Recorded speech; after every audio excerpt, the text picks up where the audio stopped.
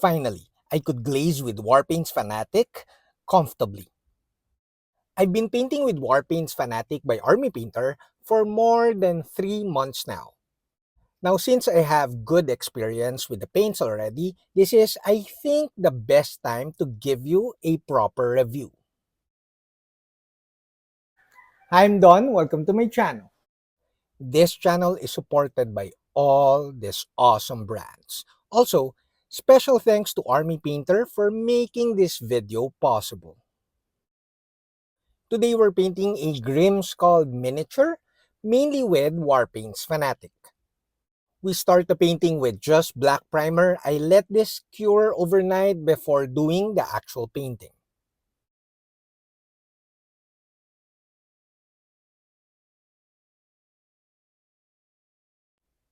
Longtime subscribers know here at YouTube, and most especially my patrons know, that my preferred technique when painting via layering is the sketch and glaze technique. Similar to drawing, some people like to call the sketching like it's like layering, basic layering, and I refer to it as sketching because it feels similar to drawing and painting on canvas. Some people call it blocking, but I call it sketching. It's a matter of building up your colors, your basic colors.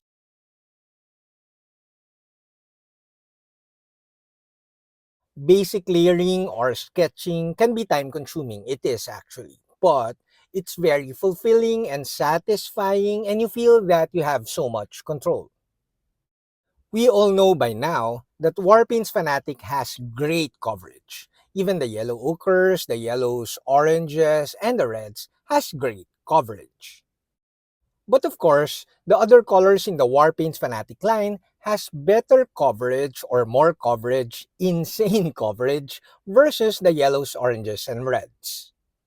Now, the insane coverage of Warpaints Fanatic allows you to paint details, tiny skulls and vials and whatsoever details that you need to paint faster and more efficient because you could jump towards your base colors or a little bit darker base colors and you have good coverage. So your painting is faster and more efficient. The insane coverage also allows you to paint like via layering very efficiently because you build up the colors faster instead of applying 2, 3, or even 4 coats to build up the layering. And also it allows you to paint highlights more efficiently, and it kind of lets you really map or sketch where you think the highlights would fall later. Building up the colors towards the highlights is so fulfilling and satisfying with Warpaints Fanatic. However, if you prefer building up the layering via like thin down paints, it's actually possible. It's just a matter of thinning down the Warpaints Fanatic with stabilizer or even water, and you thin it down a little bit more than usual. So you have thin down paints or semi-translucent paints, and then you build up your layering with those paints. In that manner, you create more, better blending.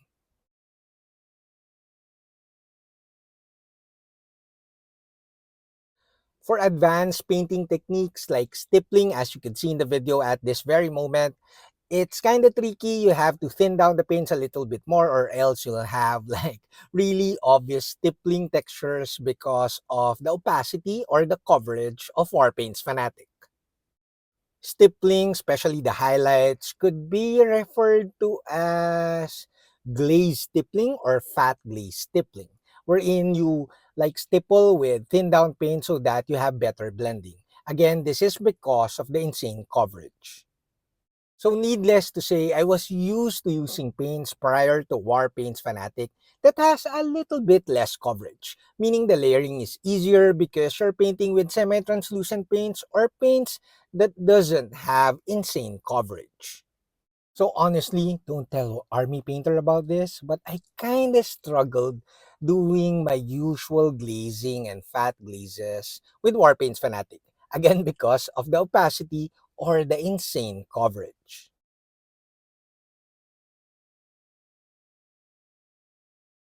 But today, as you can see in the video, I'm way more comfortable glazing with Warpaints Fanatic at last. It took me a while, it took me 3 months, but at last, I am like, I could predict sort of predict how it will look like via the thinning down of the paints. And that took a while. You really have to paint with the paints to really get to know them. I always tell this in some of my videos that tell you how to improve as a miniature painter or how to improve your miniature painting. One of the main goals if you want to improve your miniature painting is to really know your paints. Other than experience, which is overrated in my opinion, but other than that, really knowing your paints will let you paint better miniatures. So basically, once you get to know your paints, you could do whatever you want with the paints. You could predict how the paints will look like once you glaze or sketch, and you'll have more fun.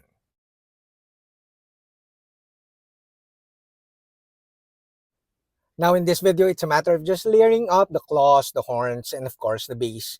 And I paint this rougher than the actual skin painting. I just focus on making sure that the painting of the skin is as smooth as my the allotted time that I gave this miniature would allow.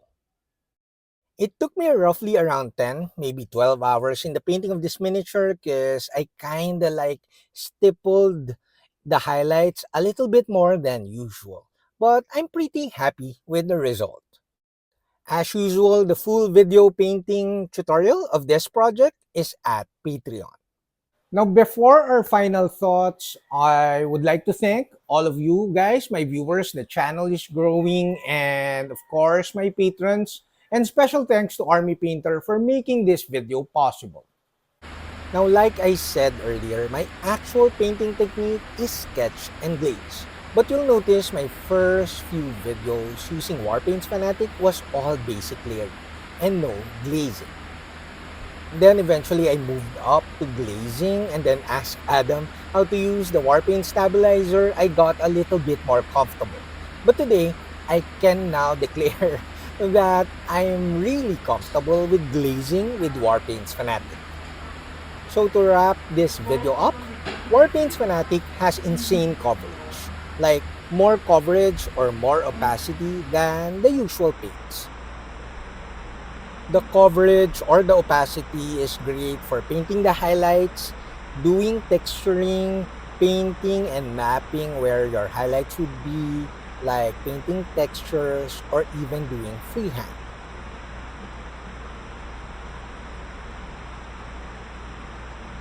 I must say though that building up or smoothening down your layering or your sketching with glazes and fat glazes, which is my usual technique, will take a little getting used to. Once you get used to thinning down your Warpaints Fanatic with Warpaint Stabilizer or even just water, you will enjoy these paints a ton more.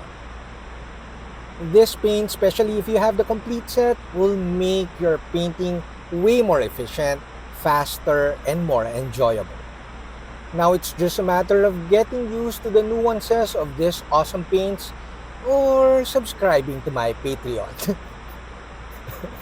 Kidding aside, I'm really happy for those people who bought these paints and I'm pretty sure you'll enjoy using them in any of your painting projects. That's it, Pansit. I hope you like this video. Do like, subscribe, and all that stuff because it helps the channel a lot. And until my next video, guys. Bye! Now, if you like this video, you might like this other Warpaints Fanatic videos.